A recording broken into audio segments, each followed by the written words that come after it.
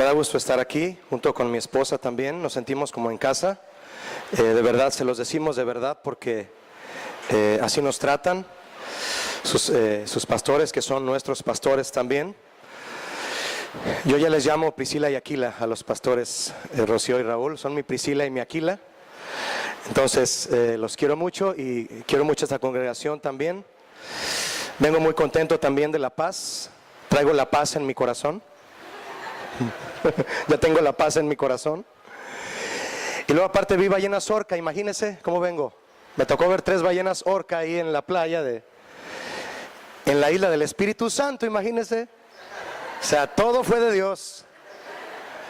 Todo fue del Señor y estamos muy contentos de estar aquí para compartir la palabra de Dios. Así que quiero invitarles, si es tan amable, a abrir su Biblia para leer juntos y entrar al tema de esta mañana.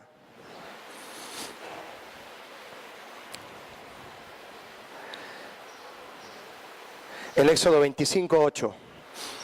Este texto será el texto con el que voy a abrir el tema, aunque en realidad vamos a estar estudiando un capítulo en el Evangelio de Juan, pero quiero abrir este texto para comenzar el tema. Es Éxodo 25:8, un versículo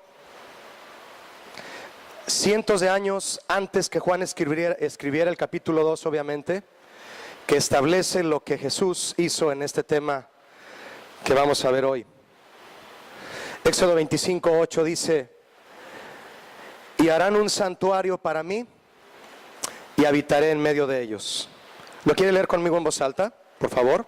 Y harán un santuario para mí y habitaré en medio de ellos. ¿Quién está hablando? ¿Quién cree usted que está hablando aquí? Es Dios. Moisés lo escribió, pero es el Señor hablando. Le estaba dando la orden a Moisés cuando salieron de Egipto lo que iban a hacer. Lo primero que Dios ordenó a su pueblo al salir de Egipto, de la opresión del enemigo, es hacerle un lugar para que él habite. ¿No te parece familiar? En el momento en que Dios nos rescató a ti y a mí del mundo, Él quiere habitar en nosotros. Él quiere que seamos su templo. De inmediato el Señor quiso, después de haberlos liberado, habitar en medio de ellos. Eso es grandioso. Que el Señor no solo quiso sacarnos del pecado y de las cadenas que nos ataban, sino que encima de eso, de ese gran favor misericordioso y tan grande en su gracia, ahora quiere vivir en nosotros. Entonces, por si se te había hecho poco, que no lo creo, porque le hemos dado gracias a Él, ¿verdad? Si se nos había hecho algo grande, mejor dicho, que Él nos haya sacado del mundo y las tinieblas, pues imagínate lo grande que es que ahora Él quiera habitar en nosotros. Fue grande para Israel que los haya sacado de Egipto. ¿Cuántos dan gracias a Dios por estar aquí en lugar de estar en el mundo? Pero más grande fue que quisiera habitar en medio de ellos. Imagínate. Grande fue que nos rescatara y todavía más que Él quiera vivir en medio de nosotros y en nosotros. Esto fue un mandamiento. Me harán una habitación, me harán un templo y yo habitaré en medio de ustedes. El hecho de que Dios habitaría este templo que le hicieran, este santuario, significa que Él iba a regir con su ley.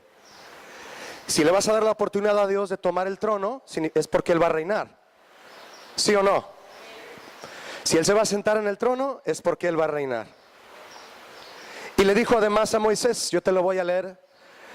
Le dijo a Moisés: conforme a todo lo que yo te muestre. ¿Quién le mostró a Moisés todo lo que se había de hacer? Dios. No fueron ideas de Moisés. No son ideas nuestras. Son ideas de Dios, es el plan de Dios. Conforme a todo lo que yo te muestre, el diseño de ese santuario, así lo harás. Así lo harás. Todo lo que ocurre en el templo, Dios dijo cómo se va a hacer. El templo es un diseño de Dios.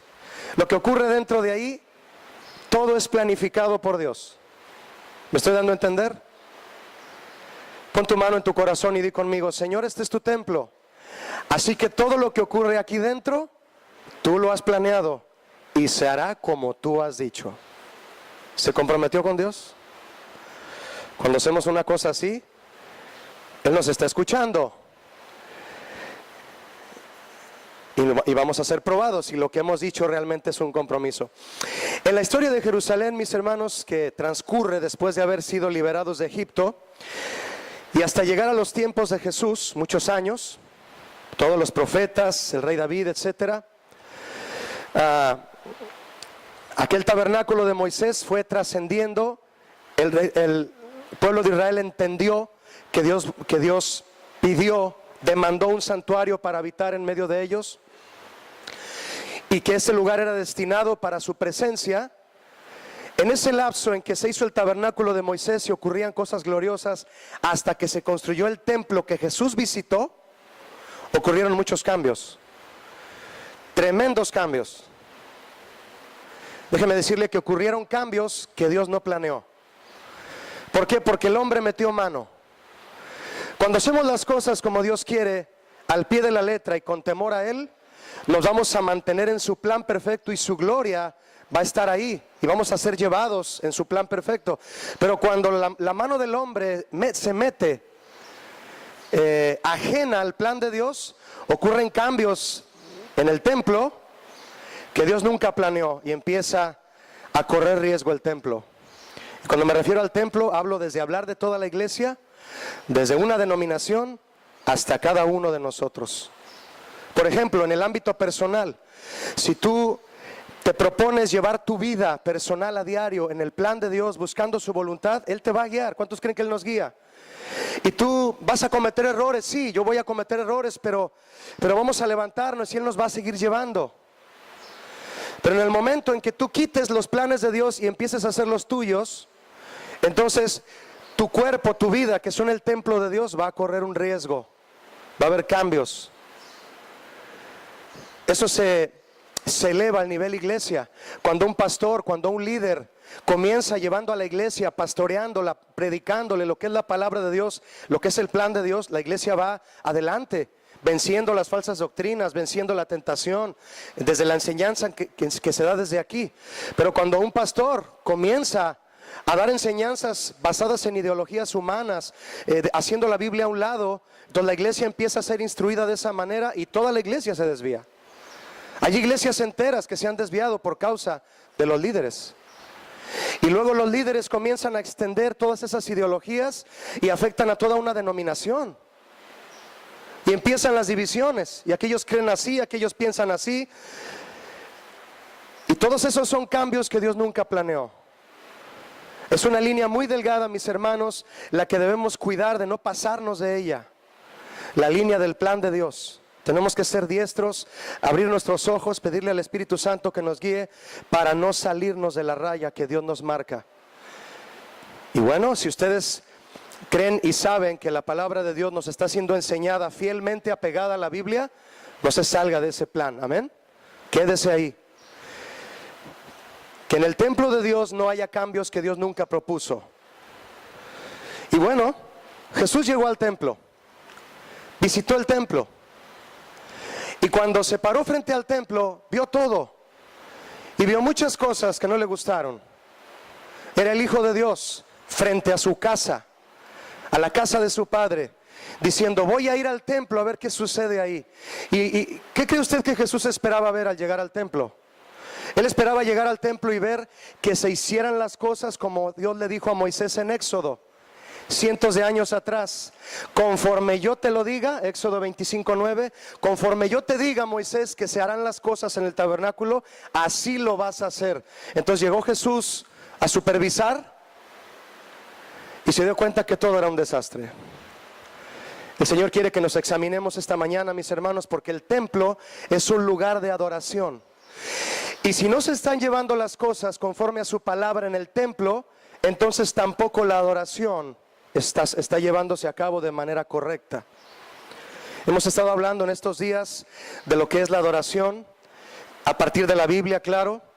Hemos estado mencionando y estableciendo que adorar, mis hermanos, no es solo cantar, sino principalmente un estilo de vida que busca obedecer a Dios, amén.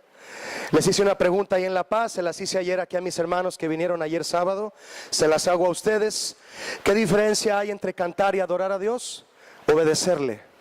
¿Cuántos les gusta cantar a Dios? ¿A todos aquí? ¿Cuántos quieren obedecer a Dios? Bueno, pues entonces, cuando tú obedeces a Dios, le estás adorando en verdad. La pregunta es, ¿qué esperaba ver Jesús cuando llegó al templo y qué fue lo que vio? Quiero invitarte a que te vayas cientos de años adelante, así como en las caricaturas esas del superlibro, ¿la han visto? Donde transcurre el tiempo. Y bueno, vámonos ahora cientos de años adelante y ve conmigo Juan capítulo 2, por favor. Leímos Éxodo y la instrucción básica, pero firme, de Dios a Moisés: haz las cosas conforme yo te he dicho. Antes de que lo lea, ayer hablábamos de Salomón cuando construyó el templo. ¿Y qué ocurrió en el templo de Salomón? Salomón realmente hizo ese templo para Dios. Salomón no construyó un templo que le diera gloria a él. Construyó un templo que le diera gloria a Dios. Hoy en día muchos construyen templos que después se convierten en realidad ministerios. Y los ministerios, el hombre los empieza a forjar y a formar para darse gloria a sí mismo. No hemos sido llamados, mi hermano, a construir ministerios. Ministrar es servir. Hemos sido llamados a construir templos, porque en un templo se adora a Dios. No se debe exaltar al hombre. Se recorre todo el tiempo hasta esta época y dice Juan capítulo 2, verso 13. Voy a leer el verso 13, la primera parte, y dice así. ¿Lo tiene?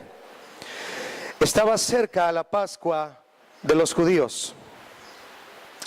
Y subió Jesús, ¿a dónde me ayuda? A Jerusalén. ¿Qué era la Pascua, mis hermanos? ¿Cuántos saben aquí qué era la Pascua? La palabra Pascua significa pasar.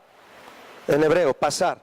Bueno, usted sabe que en Éxodo capítulo 12, Dios estableció por primera vez que se cenara, que se realizara la cena de la Pascua. Los israelitas metidos en sus casas, los dinteles de las casas pintados ¿con qué? Con sangre, las ventanas también. Y dentro de esa casa, ¿qué ocurriría? Cenar un cordero cocido completamente, con hierbas amargas, perdone, y pan sin levadura. Los judíos todavía están apegados a esta costumbre. Es una costumbre con la que celebran que fueron liberados de Egipto. Es una costumbre muy significativa. Pero por las circunstancias que leemos en este pasaje, fíjese, vemos que los judíos vivían la tradición de la Pascua. La tradición de la Pascua. Pero no tenían la revelación de la Pascua. No la tenían. No tenían ni entendían el verdadero significado de la Pascua. Usted puede leer, y de seguro, estoy segurísimo que ya les han enseñado qué es la Pascua, qué significa.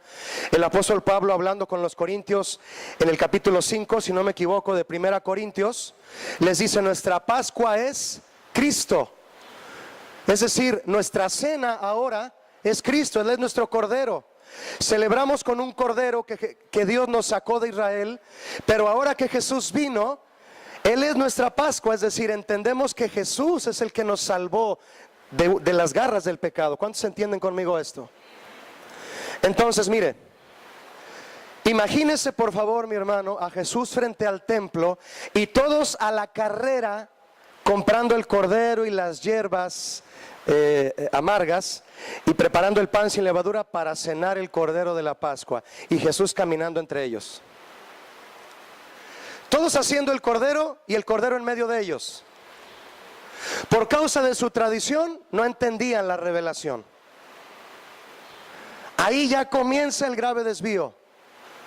Si yo no me doy cuenta de lo que Jesús está haciendo en mi vida y lo que quiere hacer, aún leyendo la misma palabra, es muy sencillo, mi hermanos. Es porque no he permitido que el Espíritu Santo haga viva esa palabra. Es cuando el término rema entra en acción. Tú puedes aprenderte un salmo de memoria y repetirlo 500 veces, pero cuando permites que el Espíritu Santo pum, te encienda ese salmo, lo vas a leer y lo vas a sentir como nunca.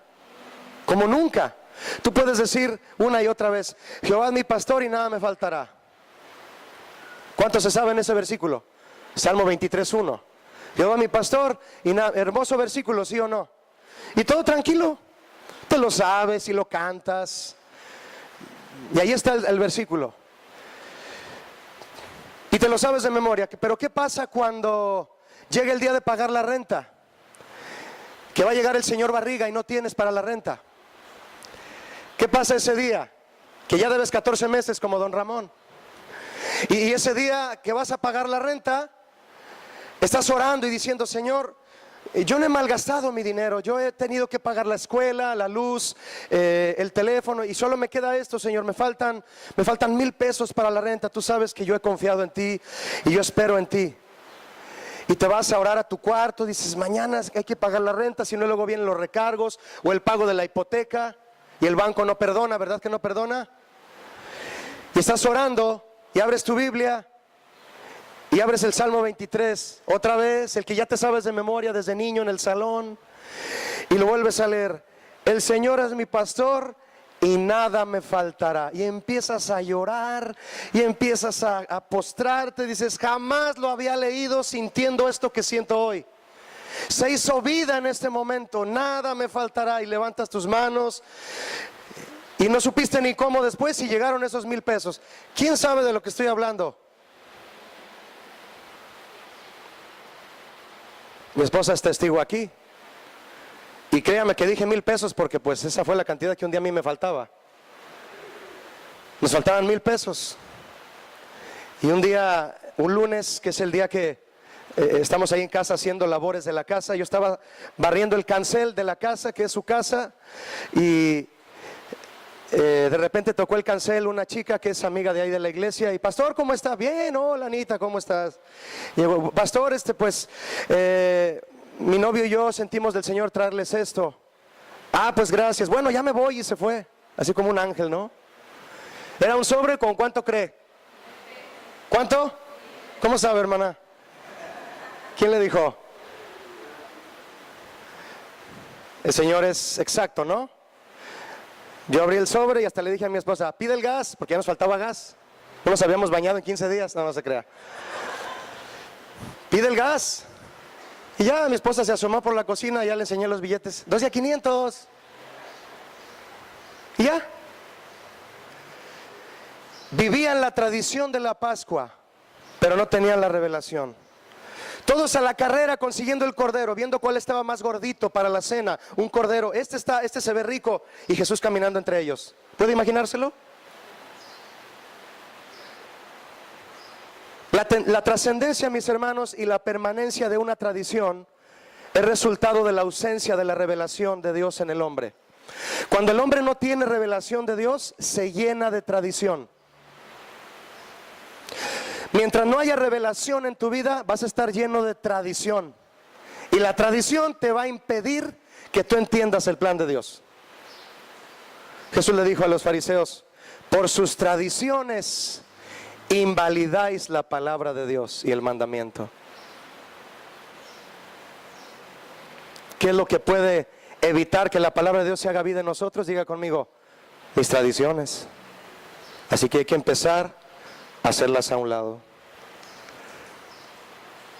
Tan vacía y negativa puede ser una tradición de un hombre como lo es el hombre mismo. No lo abra, mi hermano, pero el Salmo 115 es un salmo que habla de lo hueco que son los ídolos, ¿verdad?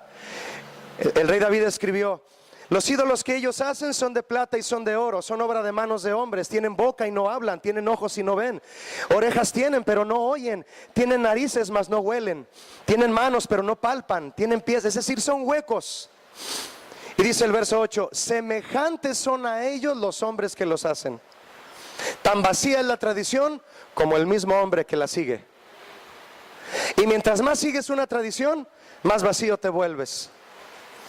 En cambio, la revelación de Dios trae como resultado renovación. ¿Cuántos quieren renovación? Es todo lo contrario. Tienes que estar abierto a lo que Dios te habla y obedecer de inmediato. Si no obedeces de inmediato lo que Dios te dice, te vas a quedar atorado, atascado en tu tradición y no vas a ser renovado. Y el que no es renovado, se muere. Hay muchas mujeres que llegan a su casa y huele a muerto. Porque su esposo no ha querido renovarse. Ay, híjole, estuvo duro eso, ¿verdad? Me pasé, ¿verdad? Pues también hay muchos hombres que llegan. No, no es cierto, sí. Olemos mal. ¿Qué pasa con algo que está muerto y no lo sacas de ahí? Huele mal, no produce olor grato. Pero algo fresco, algo que en nuestro caso, cuando obedecemos y nos mantenemos frescos en la revelación de Dios, producimos olor grato, mi hermano. La revelación de Dios trae como resultado renovación. No te quedes atascado en tu tradición. Renovación en la mente y en el corazón del hombre, ya que la revelación de Dios es su sabiduría y su gracia obrando en nuestra mente y en nuestro corazón. ¿Cuántos quieren que Dios obre en su mente y en su corazón? Otra cosa muy distinta es que tú te quedes con tus ideas y digas: yo no voy a cambiar, mujer, le dices a tu esposa, o le dices a tu esposo, mujer, yo no voy a cambiar, déjame así como estoy. Me huele a tradición, me huele a muerte. Qué triste. ¿Qué sucedió en el templo cuando Jesús llegó? El templo quedó atrapado en la tradición. Qué triste. Y las consecuencias fueron destructivas. Destructivas, mi hermano. Cuando el templo, cuando la casa de Dios, cuando quien dice ser un adorador queda atrapado en tradiciones y no en la revelación de Dios, empieza a ocasionar consecuencias destructivas para sí mismo, para ti, para mí, para mi familia, para toda la iglesia, y trasciende. Si hay algo que detiene el avance, el crecimiento, el desarrollo y la renovación de una nación, aún de una nación, escúcheme, y aún de una persona, es aferrarse a costumbres y tradiciones. Una tradición puede destruir desde un hombre hasta una nación entera. Entera. Bienaventurada la nación cuyo Dios es Jehová. Usted y yo estamos en la gloria, mi hermano, en este país. Hay países donde ni siquiera usted puede abrir una Biblia, ni siquiera en un parque. Un amigo que se llama Luis Saldaña me decía que cuando él viajaba a un lugar de China, en el país de China, él todavía lo invitan a viajar a China. Y dice que no saben cómo, pero pasan las Biblias en contrabando a través del mercado negro. Eso es lo único que sí se vale pasar en el mercado negro, ¿eh? No va a intentar hacerlo, no estoy diciendo que usted lo haga. Y inclusive hace poquito vi un video en una casa donde están reunidos unas personas, no sé si son de China o de Corea, no sé si lo vio usted. Y es un video que cuando yo lo vi, mi hermano, mire, créame, yo sí me dio muchísimo, me da mucha impotencia saber eso, que yo tengo la Biblia y la puedo abrir cuando yo quiera. Entonces se ve que alguien llega a una casa y todos asomándose a las ventanas, cierran las ventanas, abren la maleta y se acercan todos y empiezan a repartir las Biblias. Y agarran las Biblias y empiezan a llorar y la abrazan así. La abrazan y empiezan a llorar. Fíjese nada más. Y nosotros tenemos 3, 4 versiones ahí en la casa.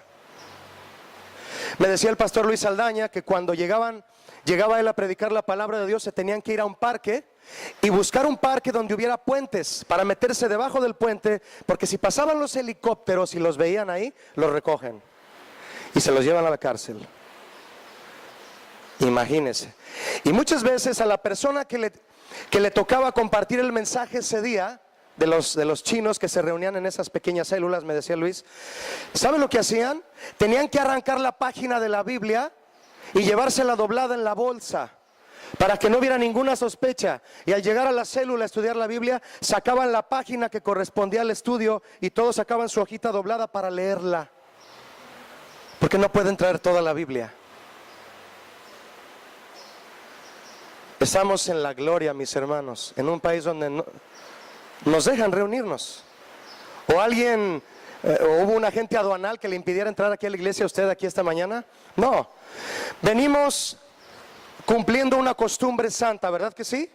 Porque no tenemos por costumbre dejar de reunirnos.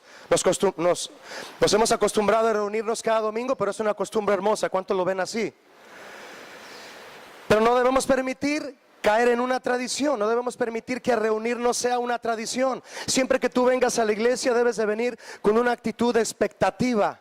¿Qué me va a hablar hoy el Señor? Hoy quiero que Él me hable. ¿Qué cantos van a cantar? Yo quiero adorarle. ¿Qué me va a hablar? Y en lo que te hable el Señor a través de los pastores, que tú te vayas a tu casa diciendo: Señor, yo quiero seguir obedeciendo, no quiero quedarme estancado en una tradición. Amén, mis hermanos. Todas las experiencias que Dios permitió a su pueblo vivir en el Antiguo Testamento llevaban en sí una revelación, todo el Antiguo Testamento llevaba escondida una revelación que Jesús vendría a cumplir. Jesús es el cumplimiento de las promesas de Dios. Él es el sí y el amén de las promesas de Dios. Dios prometió en el Antiguo Testamento y nos dijo: aquí está la promesa cumplida a través de Jesús. Y a mostrar que para ser completa la enseñanza y la renovación de su pueblo se necesita la presencia de Jesús.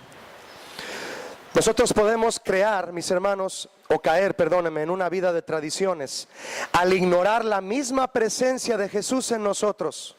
Lo mismo sucede en Navidad, ¿se ha fijado? La gente que no ubica bien el verdadero valor de la Navidad, ocurre lo mismo. La gente se encierra en comprar regalos, se encierra en preparar el pavo, se encierra en preparar los frijoles rellenos, se encierra en preparar la cena, todo, y nadie invita a Jesús a su casa. Se dan el abrazo de paz, de amor, de esa época que trae, no sé qué trae esa época. Algo tiene esta época que me hace sentir, ay, quiero abrazarlos a todos. Pero nadie toma en cuenta a Jesús. No saben que el centro de todo eso es el Rey Jesús.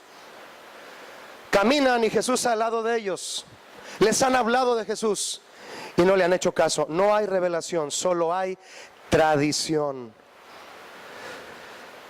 Al decir ignorar su presencia, mis hermanos, no me refiero solo a que no lo busquemos, sino a que no ponemos su presencia en primer lugar. Algo que de repente quiere tener el primer lugar en nuestra vida y que debería de ser Dios siempre, es el mundo y sus deseos. La forma de proceder del mundo siempre es en base a tradiciones, ¿sí o no? ¿Cuántos están de acuerdo? Es pan con lo mismo, nada más maquillado nada más. Pero la forma de proceder del mundo siempre ha sido en base a tradiciones. Satanás ofrece lo mismo que hace miles de años, pero disfrazado de otra forma. En la misma depravación, son los mismos pecados que menciona Gálatas, son los mismos pecados que reprime Pablo a los cristianos en Roma. Todos esos mismos pecados son los mismísimos de hoy. No hay cambio, son los mismos. Las mismas obras de la carne, solo que presentados de otra manera. Es el mismo jamón, pero con otro pan. Lo mismo. Hay cambios, pero solo son aparentes. Y sabemos bien que el mundo nos ofrece todo materialmente, pero nada nos ofrece espiritualmente. Precisamente es lo que estaba a punto de recibir Jerusalén con la visita de Jesús. La visita de Jesús le traía a Jerusalén, mis hermanos, en lugar de vida, en lugar de una muerte de tradiciones, le traía una vida espiritual. Jesús les decía: yo les he traído vida, y vida ¿qué? En abundancia. Dejen su es una cosa que, bueno, dejen su vida muerta en tradiciones y tomen la vida que yo les doy en abundancia, la vida espiritual. Vida espiritual en lugar de una vida muerta de tradiciones. Como ejemplo está aquel matrimonio, por ejemplo, que ha recibido consejería tras consejería y no ha habido ningún cambio. ¿Cuál es la razón de que no hay ningún cambio en ese matrimonio que ha recibido 30,253 consejerías? Bueno, que ese matrimonio continúa en una relación basada, aferrada a costumbres heredadas y no en base a la renovación de la palabra de Dios para vivir el matrimonio. Varón, deja tus tradiciones y vas a ver cómo fluye el amor de Dios en tu matrimonio. Mujer, deja tus tradiciones, aférrate a la renovación de la revelación de Dios y te das cuenta cómo tu matrimonio va a ser bendecido. Pablo decía a los romanos: no se conformen a este siglo, no se hagan a la forma del mundo, no acepten los consejos del mundo. El mundo va de mal en peor. El mundo está erradicando la familia y el matrimonio. ¿Qué le piden al mundo? No le pidan nada. Mejor transfórmense por medio de la renovación de vuestro entendimiento, para que así puedan entender. Tenemos que renovarnos. No la vas a entender, no la voy a entender si no somos renovados en nuestro entendimiento y en nuestro caminar. Pregunta, mis hermanos, ¿qué es lo único que renueva nuestro entendimiento? La revelación de Dios. Solo la revelación evitará que quedes atrapado en una tradición. Lo que Dios te esté hablando, con lo que ya te está diciendo esta mañana, deja eso, deja esa costumbre, deja esa manera de actuar, deja esa manera de comportarte en casa, deja esa manera de comportarte en el trabajo. Si tú lo obedeces, si tú lo haces de inmediato, estás renunciando a tu costumbre, a tu tradición, a tu pecado. Porque un pecado, mis hermanos, cuando es arrastrado por años, es porque va enfrascado en una costumbre. Tienes que quebrar ese jarro duro que es la costumbre, para que se salga de ahí ese pecado que no se ha querido ir. Tú tienes el poder de hacerlo por el Espíritu Santo y empezar a ser renovado. ¿Cuántos quieren ser renovados esta mañana? No te vayas pensando igual. Cuando llegues a casa, habla con tu esposa, habla con tus padres, habla con tus hijos, habla con quien sea necesario y dile: quiero empezar de nuevo, quiero empezar a obedecer. Te va a costar dejar una tradición. ¿Tú crees que una persona que ha fumado durante 25 años le es fácil dejar de fumar así? Alguien que se estuvo inyectando droga durante 15 años, ya de un día para otro va a decir: ay, ya no tengo ganas de drogarme. Ay, 30 años tomando cerveza y alcohol y de repente, ay, ya no. El enemigo va a llegar a decirte: ¿a poco ya no tienes ganas de una cerveza? ¿A poco ya no tienes ganas de fumar? ¿A poco ya no tienes ganas de hacer esto? No te lo creo. Satanás sabe de qué pie cojeábamos y va a llegar a ponernos zancadilla otra vez. No va a ser fácil, pero no es imposible. Pero no lo haga en sus fuerzas. Hágalo con el amor de Dios en usted. ¿Cuántos quieren ser renovados? Vea conmigo el verso 14, por favor, mi hermano, de Juan capítulo 2. Juan 2:14. Y halló en el templo a los que vendían bueyes, ovejas y palomas, y a los cambistas allí sentados. ¿Quién halló todo esto? Jesús. Yo le pregunto, ¿todo esto era plan de Dios? ¿Lo que halló Jesús era plan de Dios? ¿Quién opina que no? No oigo a nadie. No los escucho. No soy Bob Esponja. No soy Julio Esponja, ¿eh? ¿Quién opina que todo esto que halló Jesús no estaba planeado por Dios?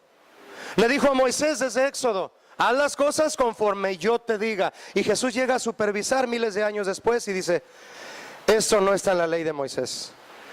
Cambistas, vendedores, comerciantes, allí sentados. ¿Qué es sentados?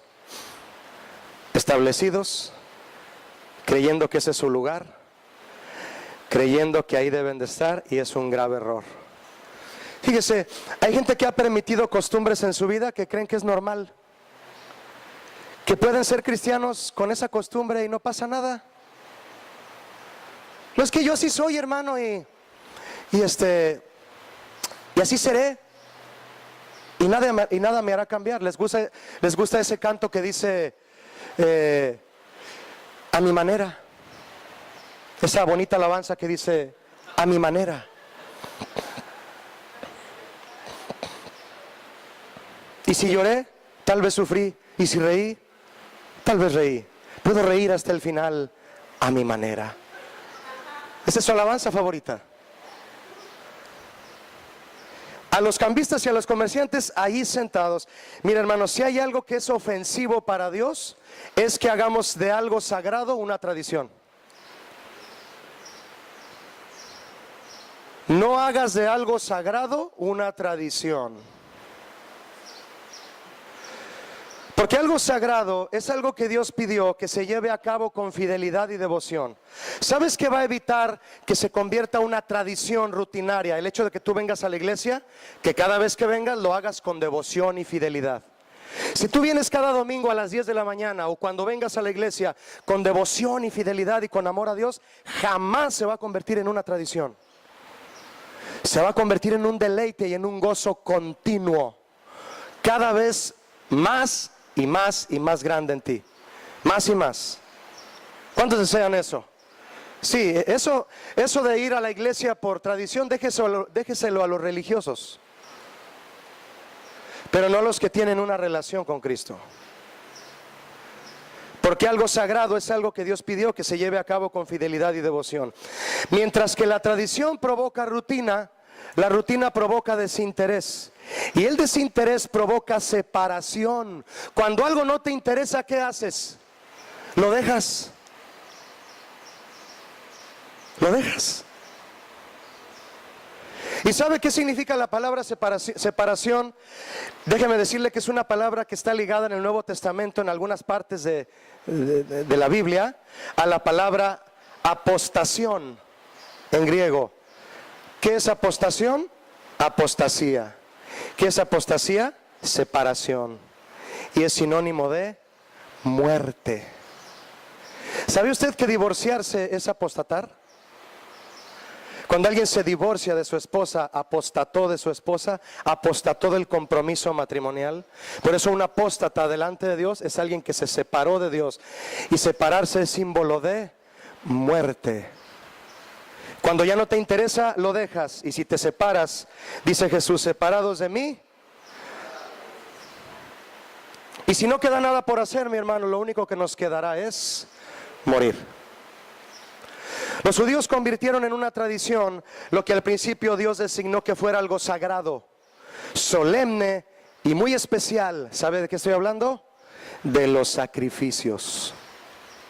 Cada vez que me ofrezcan un animal en el altar, quiero que sea con todo su corazón. No me traigan un animal nada más porque sí. No, tráiganmelo de verdad. Ofrézcanmelo, que les cueste. Si no cuesta, no es sacrificio. ¿Verdad que no? ¿Cómo le puedes decir sacrificio a algo que no te costó? No se puede, es totalmente ilógico. La ley de Moisés demandaba que el pueblo ofreciera animales en sacrificio ante el Señor para poder recibir perdón por sus pecados. Y el pueblo cumplía bien esta ley. Pero llegó el momento en que dejaron de hacerlo con fidelidad y devoción. ¿Y en qué se convierte algo que dejas de hacer con fidelidad y devoción? Diga conmigo, en una tradición. Y ya no le agradó al Señor. ¿Y qué fue lo que el Señor ya no le estaba agradando? Eso, que convirtieron algo sagrado en una tradición. Esta ley de los sacrificios, mis hermanos, que usted puede leer o estudiar en el libro de Levítico. El libro de Levítico es el manual de los sacrificios. Como todas las leyes de Dios, en esas leyes el Señor deseaba que su pueblo entendiera el verdadero propósito de sus mandamientos y que fuera más allá que simplemente poner un animalito en el altar. Dios quería, al decirles ponen ese animalito en el altar, Dios quería que al ponerlo le entendieran, ¿qué crees que te quiero decir? Y ellos, pues, ¿qué me quieres decir, Señor? ¿Que tú me amas? Sí, sí te amo, pero algo más. ¿Sabe quién lo entendía bien? El rey David. Cuando pecó con Betsabé y mató a su esposo de Betsabé, fue Natán y se arrepintió David y se postró y lloró ahí. Y escribió el Salmo 51 en donde dice claramente que David empezó a degollar animales y a ponerlos en el altar. ¿Puede usted imaginarse, mi hermano, a David como rey ordenando poner un animal detrás de otro? Pero todavía nervioso, tal vez llevaba 20, 30 animales sacrificados, toda una nube de olor grato delante de Dios. Y él todavía así nervioso. Ya llevo 20 animales sacrificados y todavía me siento igual. Me siento mal por mi pecado. Todavía me siento mal por haber matado a Urías. Todavía me siento mal por haber dormido con su esposa. Es terrible, me siento mal. Pongan otro animal. Y sí, rey, y otro animal. Y él, ¿por qué no se me quita este pesar? Y llegó un momento en que detuvo los sacrificios y dijo, Señor, ya entendí. No quieres sacrificio que yo te dé. Lo que tú quieres es un corazón contrito y humillado, porque al corazón contrito y humillado no despreciarás tú, oh Dios. Entonces David entendió. ¿Qué entendió, mis hermanos? Lo que significa el animal puesto en el altar. Es decir, que cuando pongas al animal en el altar, debes entender que lo que quiero en el altar en realidad es tu vida. Tu vida, no la del animal. El animal solo es un símbolo. David lo entendió. Y tenemos esa revelación. ¿Cuál es la revelación del rey David que Dios le dio a él? Dios deseaba que esa actividad física se convirtiera en una actitud de corazón. Necesitaban entender que todo aquel que ofrecía un animal a Dios en sacrificio, lo que en realidad ofrecía era un sustituto de sí mismo. La ley en Levítico dice que cuando ponían un animal en el altar, usted lo puede leer después, debían poner la mano derecha en la cabeza del animal. ¿Sabe qué significaba que ponían la mano derecha en la cabeza del animal? Que el pecado que había en ti era transmitido al animal para ser muerto por mis pecados. El animal tomaba el lugar por mí en ese lugar, diciéndole al animal: tú mueres por mí. Yo debía estar ahí arriba quemándome, muriendo por mi maldad, pero tú estás tomando mi lugar. Eso era el sacrificio, un sustituto, simbolizando así su fe en la misericordia y el perdón de Dios. El que sufría por la culpa del pecador era en realidad el animal. El que le ofreció solo sacrificó el costo del animal, el costo del animal. Le voy a leer Malaquías 1:7, no lo abra por favor, anótelo. Escuche, mi hermano.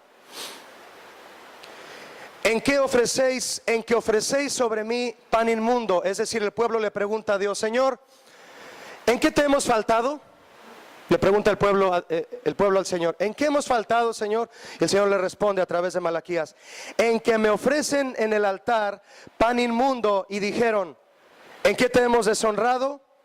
Eso significa que ignoraban el propósito de los sacrificios. Y dice el Señor, en Malaquías: en que pensáis que la mesa de Jehová es despreciable, y cuando ofrecéis el animal ciego para el sacrificio. Ya la gente, mis hermanos, no ponía un animal diciendo: ese animal está tomando mi lugar. No, agarraban un animal ciego, le decían al del corral: dame un borreguito por favor para el sacrificio. Sí, cómo no, ¿cuál le doy? El más barato. Ah, mire, tengo aquí uno ciego, ¿le parece? ¿Cómo me lo das? Deme 30 pesos. Ese dámelo. Ese voy a poner en el altar. La oveja ciega. Dice el Señor: ¿no es malo? Asimismo, cuando ofreces el animal cojo o enfermo, ¿no es malo? Dice el Señor. A ver, llévaselo a tu príncipe para que haga una barbacoa, a ver si le gusta. ¿Y me lo traes a mí? El Salmo 50, cuando usted guste leerlo en casa, un salmo que escribió Asaf, es un salmo donde el salmista Asaf exhorta al pueblo diciéndole: tú me traes a mí sangre de animales, ni que fuera un Baal. Tú me traes a mí sangre de toros. ¿Quién crees que soy yo? Yo soy el dueño de todos los toros. ¿Qué me puedes traer a mí? Tráeme tu vida, cumple tus votos, cumple tus promesas. Eso es lo que quiero que sacrifiques a mí. Salmo 50, 14: sacrifica a Dios alabanza y paga tus votos al Altísimo. El pueblo de Dios, mis hermanos, necesitaba entender para qué eran los sacrificios. En Israel entonces llegaron a ser una rutina, de tal forma que Dios les dijo: el que sacrifica buey es como si matase a un hombre. Híjole, eso está duro. El que sacrifica oveja como si degollase a un perro. El que hace ofrenda como si ofreciese sangre de cerdo. El que quema incienso como si bendijese a un ídolo. Y porque escogieron sus propios caminos y su alma amó sus abominaciones. Eso fue lo que dijo el Señor a su pueblo a través de Isaías 66. ¿Puede usted imaginarse al Señor, mi hermano, usted y yo ofreciéndole lo que creemos que es lo mejor y no es así? Y diciendo: ¿eso es sangre de cerdo? Me estás dando lo que te sobra, no me estás dando tu corazón. Me honras el domingo, pero no me honras entre semana. Estás matando un perro. Esto está duro, mi hermano. Está duro. Qué ironía. Si alguien quería ofrecer un sacrificio a Dios en el templo, ya no tenías por qué sacrificarte a ti mismo, trayendo desde muy lejos la víctima para el sacrificio. Los que de corazón, mi hermano, entendían lo que era sacrificar a Dios, traían desde su corral, habiendo engordado el becerrito o la oveja a diario, dándole comida, cuidándolo, que creciera sano y gordo, para que la grasa se quemara ante Dios y produciera olor grato, lo cuidaban, y ya que estuviera gordo, traerlo en la carreta o traerlo aquí en los hombros cargando hasta el templo, y en el templo matarlo. Pero no, ya no era así. Ya la mujer que le decía a su esposo, oye viejo, ya vamos a ir al templo a sacrificar al Señor. Sí, pues tráete la ovejita que preparamos. No, no hace falta, esa la vamos a dejar para el pachangón que tenemos el domingo. Allá en el templo venden ovejas y baratas. Entonces vente, nos vamos a ir en tren ligero, tranquilos, con aire acondicionado. Llegamos tranquilos, nos bajamos, compro el borreguito ahí en el templo y ahí lo matamos. Y no nos cansamos, no nos llenamos las manos de sangre, todo tranquilo. Y regresamos a casa como si no hubiera pasado nada. O sea, sin ningún cambio en el corazón. ¿Por qué cree usted que había comerciantes en el templo? La gente no tenía que sacrificarse para traer un animal, ahí te lo vendían. Había de todos tamaños, colores, pesos y precios. Usted y yo sabemos que Dios le pidió a Abraham un sacrificio, ¿sí o no? ¿Qué le pidió? ¿Un corderito?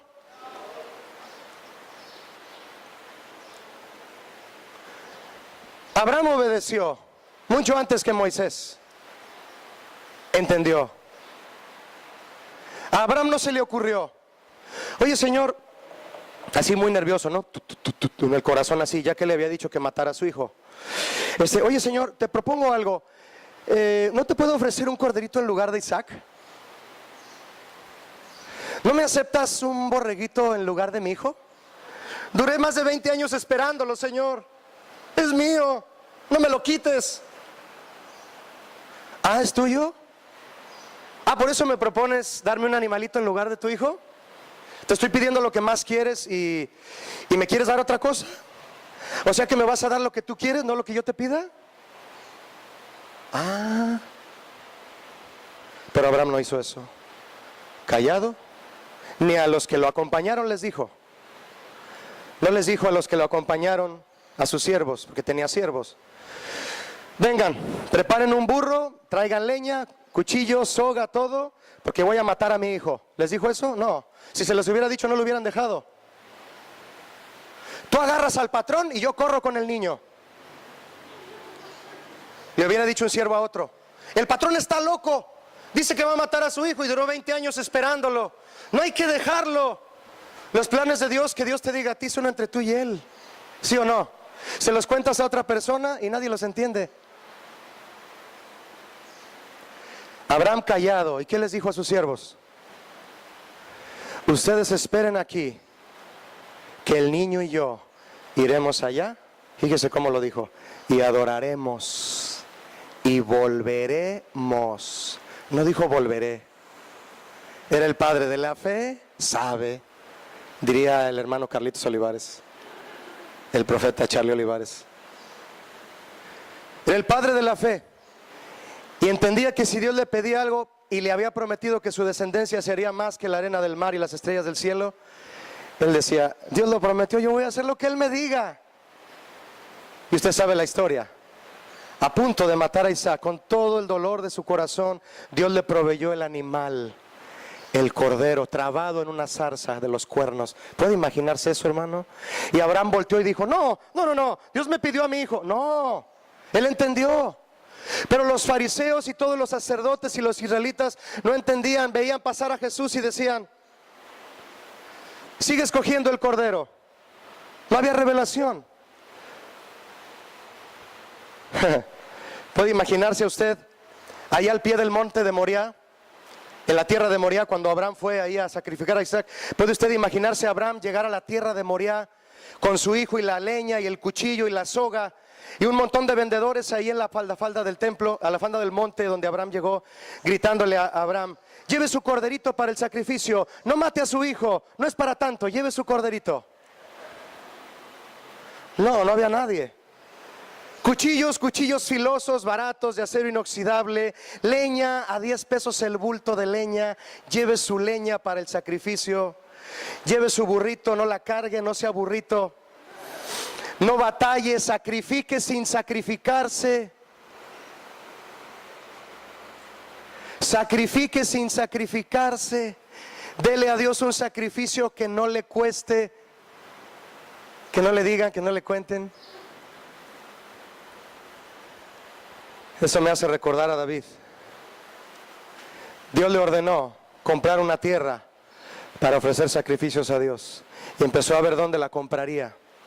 Y cuando fue a buscar un lugar donde comprar un terreno, llegó con el dueño de esas tierras. Y el dueño se postró ante el rey David y le dijo: ¿qué se le ofrece al rey? Y el rey David dijo: quiero que me vendas ese terreno. Y el hombre le dijo: es tuyo, eres el rey, tómalo. ¿Qué cree usted que le dijo el rey David? Ah, no, te lo voy a pagar, porque no ofreceré a mi Dios sacrificio que no me cueste. La idea de Satanás es: sacrifícate sin sacrificarte. Sacrifica sin sacrificarte, mejor dicho. Y muchos quieren ir a la iglesia así. No, es que yo ya no voy a casa de oración porque no hay aire acondicionado. Imagínese, hermano. Es que ahí no tienen un Yamaha, el modelo más nuevo que hay. Es que ahí el pastor habla muy duro. O sea, en pocas palabras, habla la palabra de Dios. No me habla con amor el pastor, no me quiere. No quiere que te pierdas. Y escogemos el lugar donde reunirnos. Escogemos nosotros qué ofrecerle a Dios. Ya no es Dios quien nos dice qué ofrecerle, somos nosotros. Eso es engañoso, mi hermano. Tenga cuidado. No le dé a Dios lo que usted quiera, es lo que Él le pide.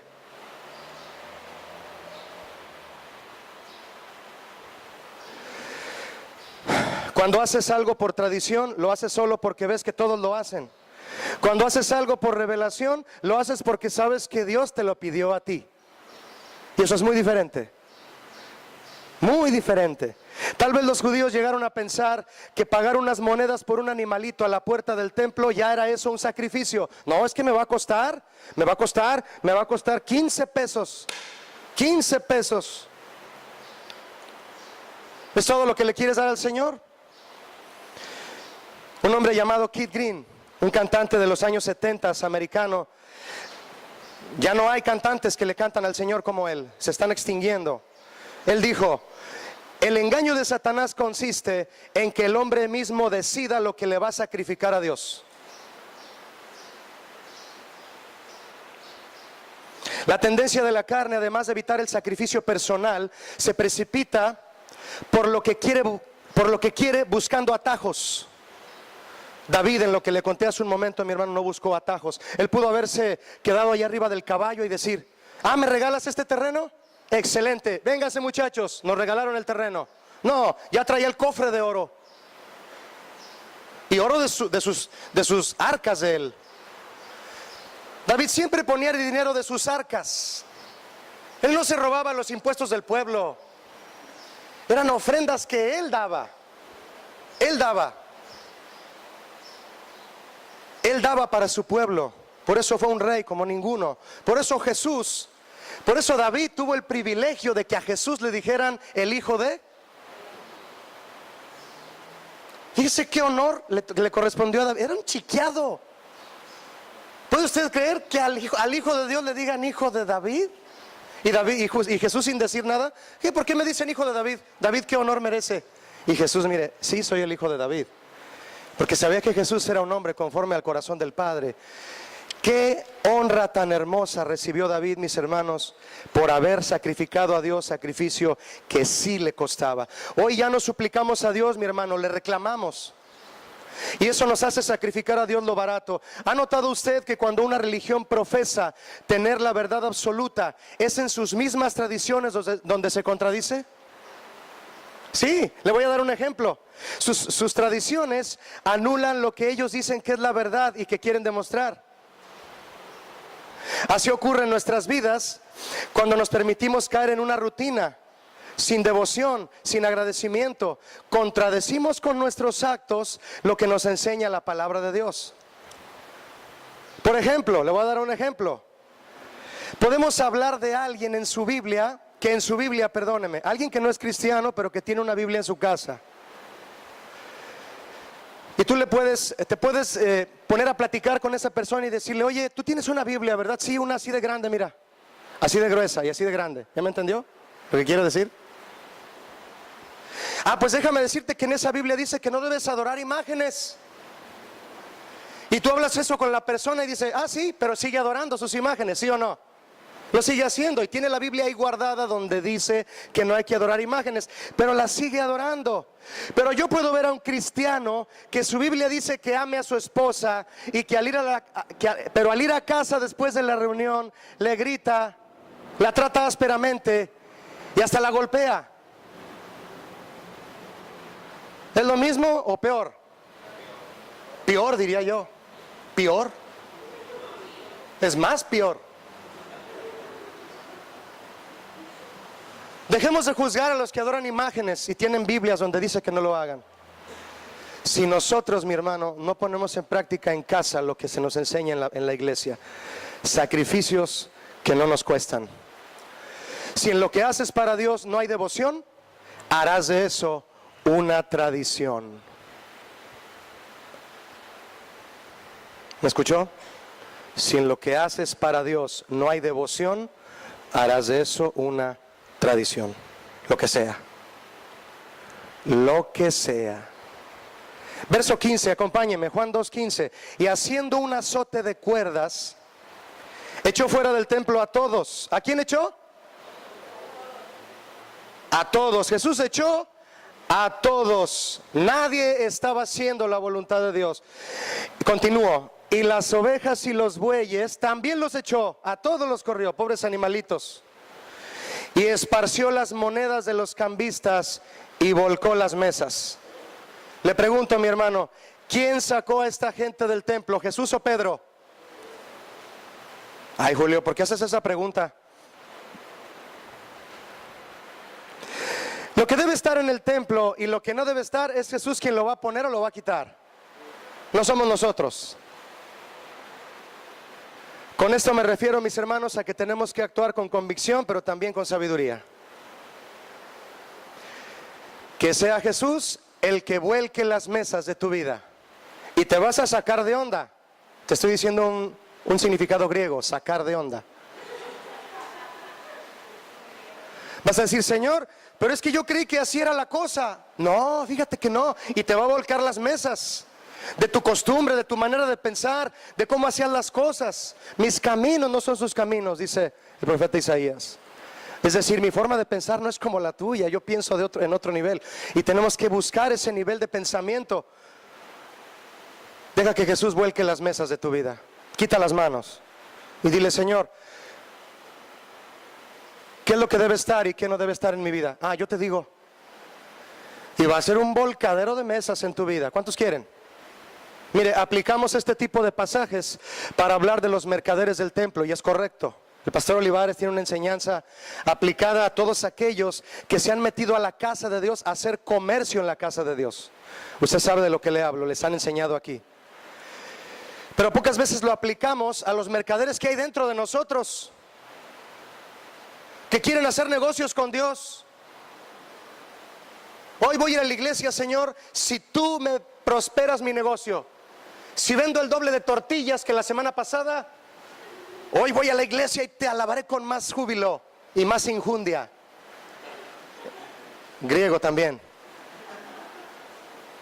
Negociar con Dios. Él te va a volcar las mesas.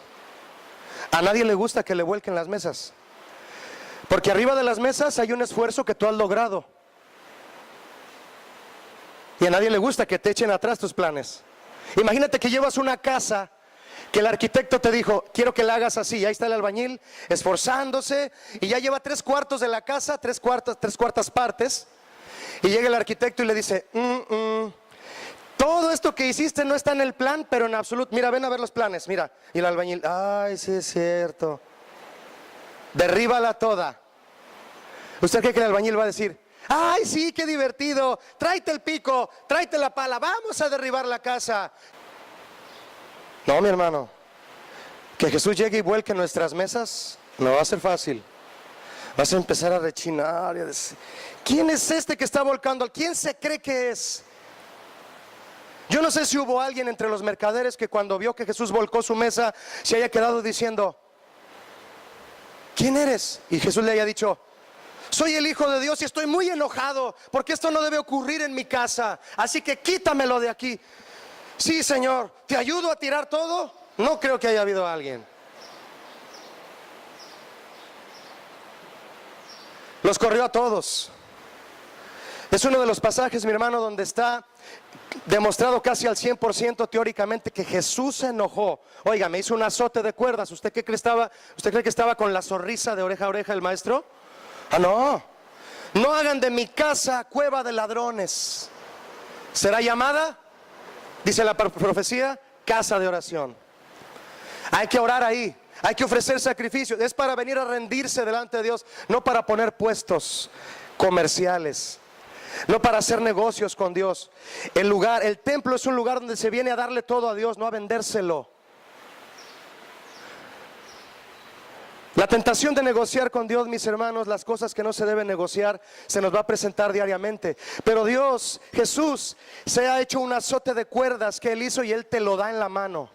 Simbólicamente haz esto. Pon la mano así y di conmigo, aquí traigo el azote de cuerdas. Ahora hazle así. Hágale así. Ahora sí que como dice el dicho, no te azotes, pues ahora sí azótate. Azótate. ¿Qué estoy haciendo simbólicamente si yo tomo el azote de Jesús? Es decir, la convicción que impone en mí, su palabra, su mandamiento, y empiezo a golpear mi carne, a decirme a mí mismo, yo no quiero hacer las cosas a mi manera de pensar. Voy a sacar todo, voy a correr al mercader que está dentro de mí. Hay un árabe dentro de mí que quiere negociar con Dios. No podemos negociar con Dios, mi hermano. Yo ponía este ejemplo ayer. Si tú te pones a hacer un negocio con alguien, la intención de un negocio es que ambos ganen, ¿sí o no? Tú llegas con alguien y le dices, oye, te cambio mi carro. ¿Qué modelo es tu carro? Es 2005. ¿Y el tuyo? 2006. Ah, bueno, mira, como el tuyo es más nuevo, te voy a dar 5,000 pesos de ribete. ¿Está bien? Ah, muy bien, excelente. ¿Se lo cambias? A mí me gusta más el tuyo, a ti te gusta más el mío. Negocio. Te doy el ribete. ¿Quién ganó? ¿Los dos? Los dos quedaron a gusto. Cuando uno de los dos no queda a gusto, no hubo negocio. Y yo le pregunto, si usted se pusiera a hacer un negocio con Dios, ¿qué le puede dar a ganar a Él? A ver, Señor, voy a hacer un negocio contigo. Tú me das a tu hijo muriendo en la cruz por mí y yo te doy toda mi adoración y vengo todos los domingos a la iglesia. ¡Qué negociazo! Le estoy dando a ganar, pero enorme a Él. Él da a su hijo por mí y yo solo intento obedecerle y vengo los domingos a la iglesia. No, hombre, le di a ganar todo al Señor. ¿Verdad que no podemos negociar con Él? Dios sabía que el costo de la vida de su hijo es innegociable, de tal forma que la tuvo que regalar. Cristo es un regalo, no es un negocio. No le des a Dios tu vida a cambio de Jesús. El Padre no nos dio a Jesús para que le demos nuestra vida a cambio, como pago. No, ¿cómo vas a pagar la vida del Maestro? ¿Tenemos con qué pagar, mis hermanos? ¿Alguien tiene aquí el dinero suficiente para pagar una gota de la sangre de Cristo? Nadie tenemos. Nadie, ni todo lo que puso David para construir el templo de Salomón. Todo lo que hacemos no es para pagarle a Dios, es para agradecerle. Por eso somos un sacrificio vivo cada día. ¿Cuántos desean esto delante de Él? Por eso cuando le agradeces a Dios, lo haces, pero derritiéndote, mi hermano, literalmente. Porque sabes que no hay manera de pagarle. No hay manera. El azote de Jesús en tu mano, si tú lo tomas para golpear tu carne, para poner tu carne en sujeción, es la convicción de Dios en tu corazón para no permitir que como aquel templo entre la ligereza, entre la tradición, entre el conformismo, entre la pereza y entre el pecado. Debemos denunciar y sacar lo que está corrompiendo el templo, este templo, pero primeramente yo mismo. Entonces, con el azote de cuerdas de Jesús en nuestra mano, debemos echar fuera de nosotros a todo mercader que quiere negociar con Dios lo que a Él le pertenece. ¿Cómo es posible que te pongas a negociar con Dios algo que a Él le pertenece? Señor, yo te doy mi vida a cambio si tú me das esto. ¿Cómo que me das tu vida a cambio si tu vida es mía?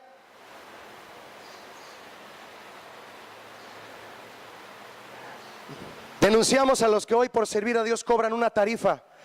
Pero ¿qué nos diferencia de ellos, mi hermano, cuando negamos darle a Dios eso que Él nos pide? No nos diferencia nada de ellos, de los que cobran una tarifa por cantar y predicar. Los denunciamos y no debemos dejar de hacerlo. Pero ¿qué nos diferencia de ellos cuando le cobramos a Dios la entrada a nuestro corazón? ¿Se la cobramos? Nos asomamos a la puerta y sabemos que Él es. ¿Y qué quieres, Jesús? Yo estoy a la puerta y llamo. El que abre la puerta, entraré a Él y cenaré con Él y Él conmigo. Y el maestro ahí como un caballero tocando la puerta: ¿me dejas entrar? ¿Puedo cenar contigo? Te invito a cenar. Y tú ahí con la puerta emparejada, con todo el cochinero adentro, ¿verdad? No, Señor, porque la casa está toda tirada. Yo te ayudo a recoger. No, Señor, porque luego sacas todo. Te dejo entrar y sacas todo. Déjalo que saque todo. ¿Me explico, mis hermanos? Ábrele la puerta al maestro y él va a ver todo el cochinero y va a decir: aquí hay mucho trabajo que hacer.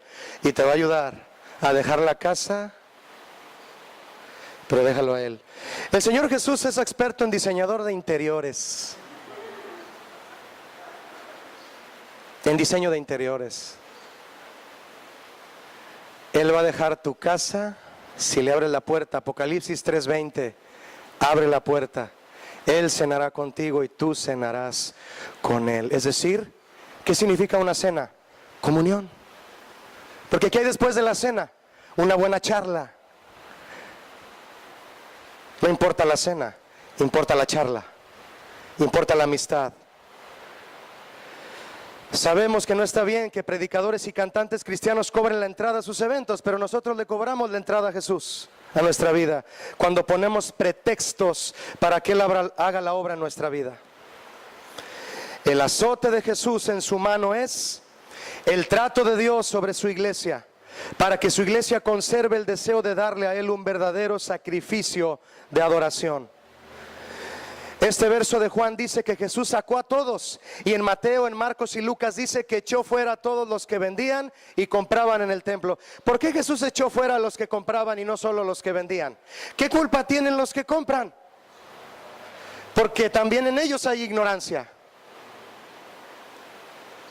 La ignorancia es una condición del ser humano que puede arrastrarlo a situaciones cada vez peores. No te quedes siendo ignorante de la revelación de Dios, mi hermano. Pregúntale al pastor, investiga con un corazón humilde, dispuesto a aprender.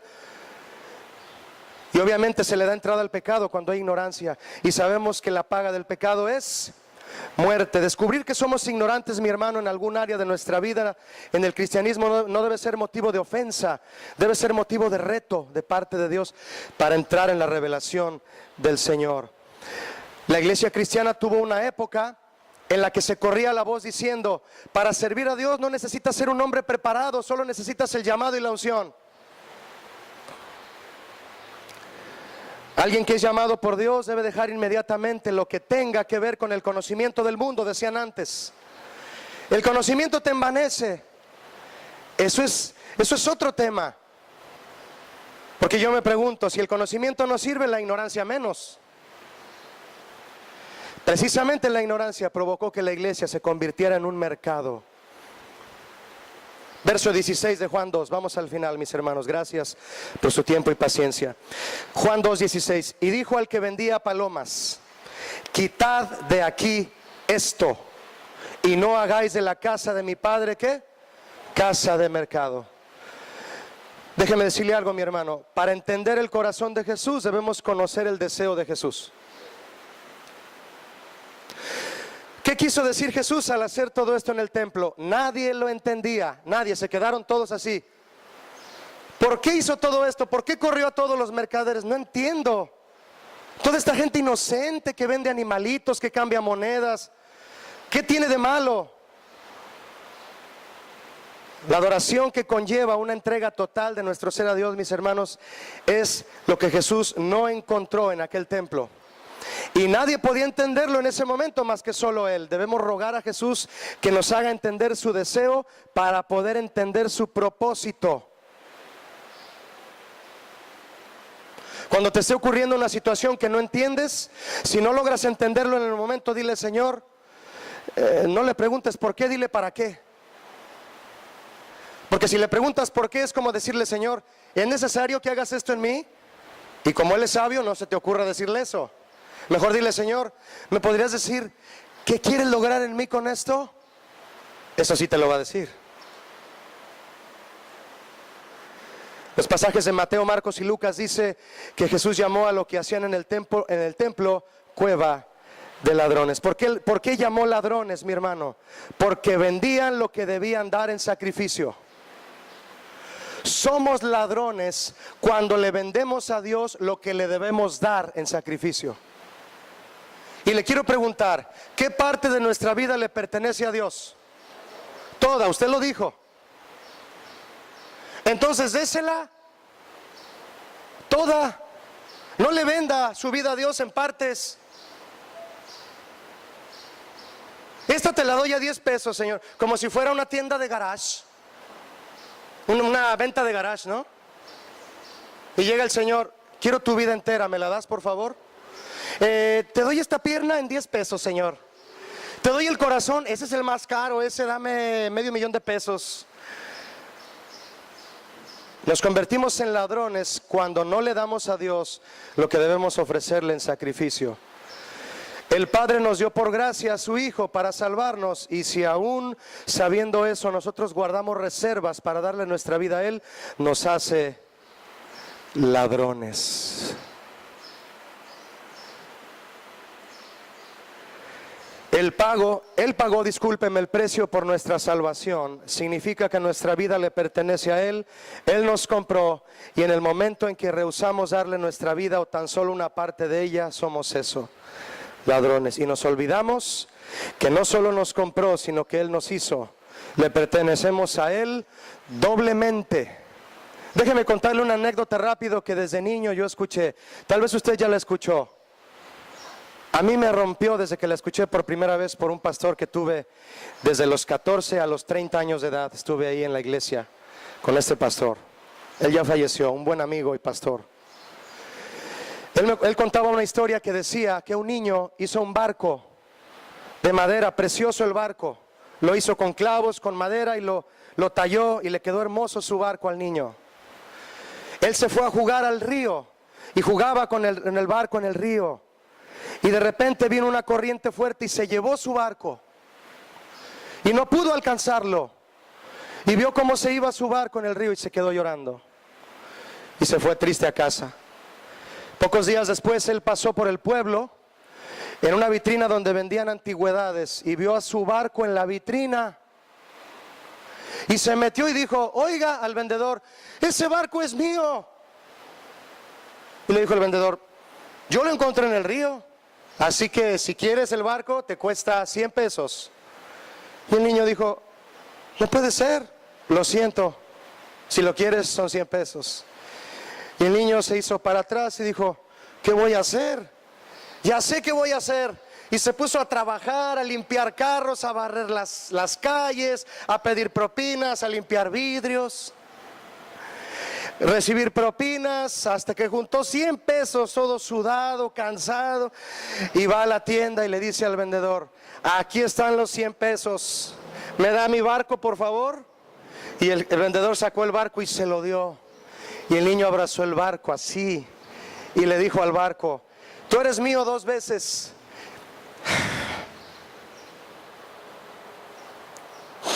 Eres mío porque yo te hice, y eres mío porque yo te compré. ¿Qué le podemos dar a Dios, mis hermanos? Todo es de Él. Él nos hizo y Él nos compró. No le niegues nada al Rey. ¿Cuánto se lo van a dar todo a Él? No le vendas lo que debes darle en sacrificio. Le pertenecemos al Señor 2 veces. ¿Quieres más? ¿Quieres todavía que Él pague más por ti? Hay algo importante, mis hermanos, en la expresión de Jesús narrada en Marcos, de esta misma historia, y les enseñaba diciendo: ¿no está escrito, mi casa será llamada casa de oración para todas las naciones? El templo, mis hermanos, no solo era visitado por judíos, sino también por otras naciones que venían desde lejos a ofrecer sacrificio a Israel. Por eso había cambistas, porque les cambiaban la moneda a su moneda para poder comprar sacrificios, cosa que, bueno, ya estaba dentro de lo corrupto, pero había. Es posible que los extranjeros que habían venido desde tiempos anteriores a ver cómo se le ofrecía sacrificio al Dios de Israel y veían, esta gente, imagínense a un etíope viniendo y viendo a los judíos ofrecerle animales al Dios de Israel, y el etíope diciendo: yo quiero ofrecerle sacrificios a ese Dios porque creo en Él. Pero de repente corrió el tiempo y el etíope empezó a ver que ya no traían animales, que ya los compraban ahí, que ya le daban a Dios lo que no les costaba.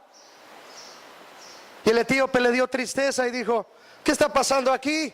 Este no es el Dios de Israel que yo conocí. La gente ya no le ofrece sacrificios, ahora le vende su vida. ¿Qué está pasando? Ya no somos testimonio al mundo, mis hermanos. Ya no demostramos al mundo que somos hijos de Dios, que damos nuestra vida en sacrificio a Él. Que en tu trabajo, que en tu casa, que tus familiares que no son cristianos vean que tu vida es un sacrificio a Dios.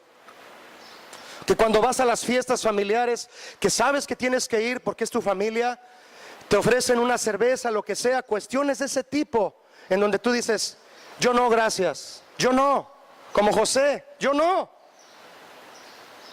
Y te guardas y muestras hasta que esta persona que te estuvo ofreciendo que fueras a pecar junto con él, ahora te dice: ¿qué día me invitas a tu iglesia?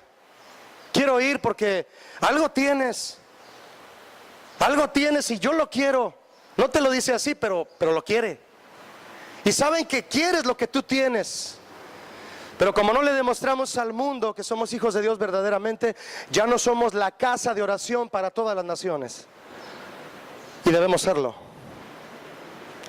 Debemos serlo. Debemos serlo. Verso 17, mis hermanos. Entonces se acordaron sus discípulos que está escrito: el celo de tu casa me ¿qué? ¿Me ayuda en voz alta, por favor? Me consume. ¿Qué es me consume? Es lo que más me gusta, es lo que me llena. No hay otra cosa que me haga gloriarme. Como dice el Salmo 108: cantaré alabanzas al Señor porque esta es mi gloria, decía el rey David. Cuando Jesús dijo esto, se acordaron los discípulos que está escrito, porque se acordaron. ¿Por qué se acordaron de un pasaje en la Escritura? Porque todo el día andaban con Jesús y Jesús solo les hablaba de las Escrituras. Por eso los discípulos, por eso a ellos nunca les parece absurdo lo que Jesús hace, porque todo lo que Jesús hace estaba en las Escrituras. Todo lo que Jesús hace está en las Escrituras. Que todo lo que te enseñen, y estoy seguro que aquí sucede eso sin dudarlo en nada, está en las Escrituras. La Escritura que motivó a Jesús y recordaron cuando los discípulos estaban ahí en el templo, fue el Salmo 69:9: el celo de tu casa me consume. Por eso volcó las mesas. ¿Qué se entiende cuando decimos me consume? Hay una sola cosa, parte de mi ser. ¿Qué es parte de mi ser? Que solo tiene una tendencia y no tiene otra. Y es esta: que mi cuerpo sea templo del Espíritu Santo. Aunque a veces haya tendencias vanas, mi hermano, bueno, es porque no ha sido consumido todavía. Si tú le ofreces un sacrificio a Dios y todavía huele a crudo, ¿tú te comerías una carne cruda? ¿Quién se comería un pedazo de carne cruda? Nadie. Dios tampoco. No le ofrezcas a Dios carne cruda. Hay que quemarla toda, como decimos en México. Vamos a echar toda la carne al asador. ¿Toda la qué? Toda. Literal y espiritualmente se debe de echar toda la carne al asador. Hay que ser consumidos al 100%. Un sacrificio crudo no produce olor grato. Verso 18. Y los judíos respondieron y le dijeron: ¿qué señal nos muestras ya que haces esto? Respondió Jesús y les dijo: destruyan este templo y en 3 días lo levantaré. Ya se lo dije, mi hermano, para entender lo que Jesús decía, tenían que haber entendido primero el propósito por el cual había venido entre ellos, pero no le conocían. Y por eso se les hizo absurdo lo que dijo. Por eso se burlaron. Se burlaron y le dijeron: en 46 años fue edificado este templo y tú lo quieres levantar en 3 días. Y se rieron a carcajadas.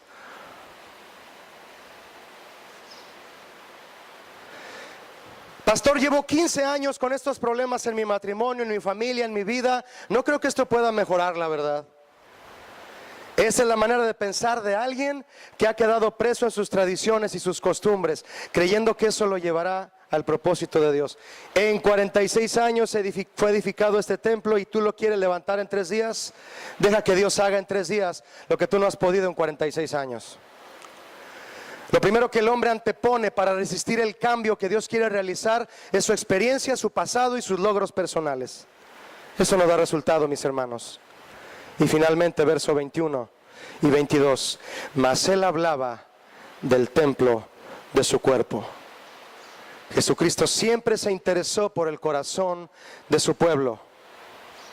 Pero ellos no alcanzaban a ver más allá de lo superficial. ¿Sabe por qué, mi hermano? Porque los judíos en ese tiempo, escúcheme, no eran enseñados por líderes que se interesaban por su corazón, se interesaban por su cartera. Abre tu corazón al líder que te predique la palabra, interesado por la salvación de tu alma, no por tu cartera. Yo sé de lo que les hablo, y más parado detrás de este púlpito. Cualquier líder espiritual que pierde el enfoque en ministrar primero la condición y el corazón del hombre, su interés se va a desviar inmediatamente a lo terrenal y va a jalar a todo el pueblo con él. Verso 22. Por tanto, cuando resucitó de entre los muertos, ¿hasta cuándo se cumplió, mi hermano, que Jesús restauró el templo? Diga conmigo: cuando resucitó. Por el hecho de que Jesús resucitó, hoy usted y yo estamos aquí siendo templos del Espíritu Santo. ¿Cuántos son templos del Espíritu Santo? Restaurados. Se cumplió. Jesús sí restauró en 3 días el templo. Fueron los días que estuvo en la tumba, venciendo al enemigo, venciendo al pecado, para llegar y limpiar tu vida y mi vida, que es su templo, y habitarlo por la eternidad. Somos el templo restaurado por Jesús. Somos el tabernáculo de Jesús. Conozcan, gracias a Dios por eso. Por tanto, cuando resucitó de entre los muertos, sus discípulos se acordaron que había dicho esto y creyeron en la escritura y la palabra que Jesús había dicho. Sus discípulos se acordaron de lo que Jesús dijo. Todo lo que Jesús hacía se basaba en las escrituras. Él siempre estaba pendiente que así fuera. Cuando tú leas los evangelios, vas a encontrarte con frases tales como: nunca leíste en las escrituras, erráis ignorando las escrituras. ¿Cómo entonces se cumplirán las escrituras? Como que se cumplan las escrituras de los profetas. Pero es así que se cumplan las escrituras. Hoy se ha cumplido que esta escritura delante de vosotros. Como dice la escritura, que de su interior correrán, y la escritura no puede ser quebrantada. Y otras. Siempre Jesús decía: la escritura, la escritura, la escritura, la escritura. Y así debe ser siempre en el transcurrir de nuestra vida. Cuando vamos acorde a la escritura, mis hermanos, el templo no va a perder su propósito. Lo perdió desde Moisés y se fue corrompiendo. Llega Jesús y lo encuentra lleno de mercaderes. Jesús ya sacó esos mercaderes. Yo te pregunto, ¿Jesús ya logró volcar todas las mesas de tu vida? No es para que me responda, es para que usted lo medite. Y si queda alguna mesa que volcar en tu vida, tú y yo debemos hoy volcarla. Ahora Jesús está de brazos cruzados diciendo: yo ya te dije cuál mesa no debe estar ahí. Ahora tú quítala de ahí. Él es el diseñador de interiores. Nosotros somos los peones. Él te va a decir: quita ese cuadro, quita esa mesa, quita eso de ahí, saca todo eso de ahí, pon esto, quita esto, conforme a las escrituras. Amén, mis hermanos. ¿Cuántos quieren que Jesús revise el templo y vea si está como Él quiere que esté? Cierra tus ojos, por favor. Todos cerremos nuestros ojos, porque este es un asunto personal. Amén. Tú no puedes esperar que Jesús supervise y limpie el templo que es tu propia vida, fijándote en la vida de otro. No le pidas a Jesús que limpie el templo de tu esposa. No, pídele que limpie el tuyo. No le pidas a Jesús, mujer, que limpie el templo de tu esposa. Pídele que limpie el tuyo, que te indique qué hacer en tu vida. Señor, dile en voz alta: Señor, yo voy a despedir en este momento a los mercaderes que hay en mi corazón, que han querido negociar contigo, porque toda mi vida es tuya. Yo no te puedo vender algo que es tuyo. Yo no te puedo vender mi talento, Señor. Y muchos lo hacen. Venden su talento en teatros, venden su talento en los púlpitos, y lo peor, le cobran a la iglesia. Yo los he juzgado, Señor, para prevenir a tu iglesia de no pagar dinero a quienes cobran, porque no se debe cobrar lo que Dios nos da, se debe dar de gracia. Pero yo mismo a veces he sido un mercader que te vendo con pretextos lo que debería haberte dado ya desde hace muchos años. No pienso volver a venderte, Señor, lo que voy a darte. Sacrificio a ti. No, Señor. Dile: aquí está mi corazón, Señor. Dile en voz alta: es tuyo. Tú me hiciste. Dile en voz alta: tú me hiciste y tú me compraste. Dile otra vez: tú me hiciste y tú me compraste. Soy tuyo sin reservas. Tú moriste y sacaste todo lo que no debía estar en ese templo que soy yo. Y ahora tú habitas en mí, Señor. Eres el Rey en este templo, en mi corazón. Toma ese lugar, Señor. Yo quiero adorarte. Yo quiero servirte. Yo quiero que este templo sea para tu adoración, para tu exaltación, para tu gloria. No más mercaderes, no más pecado, no más tradiciones, no más costumbres. Solo Jesús el Rey. Porque este templo será llamado casa de oración para todas las naciones, para toda mi familia, para todos mis conocidos, para todos a quien yo traiga a la iglesia, para todos a quien yo traiga al templo donde solo adoramos a Jesús. Amén. Amén. Si tú ya has volcado todas las mesas en el templo, si está limpio el templo, levanta tus manos y dile: Jesús, te ofrezco mi vida en sacrificio como gratitud por tu sacrificio inigualable e irrepetible e inmejorable, en el cual derramaste tu sangre por mí, que no tiene precio porque es incalculable, que cuesta más que la ofrenda de David, que cuesta más que el templo de Salomón. Tú diste eso por mí. Ahora yo te doy mi vida, Señor. He aquí yo estoy a la puerta y llamo, dice Jesús. El que abre la puerta, entraré a él y yo cenaré con él y él cenará conmigo. Comienza a decirle: Jesús, qué dulce es mi comunión contigo. Te invito a un café, Jesús. Te invito a cenar. Te invito a pasar. Te invito a mi cuarto, Jesús. Te invito a platicar. Ven, Jesús, dime qué quitar, dime qué mover, dime qué cambiar, dime cómo arreglar mi vida. Tú eres el experto. Tú eres el cirujano. Tú eres el maestro. Aleluya. Gloria a Jesús. Demos un aplauso a Jesús el maestro. Amén. Gracias, Señor.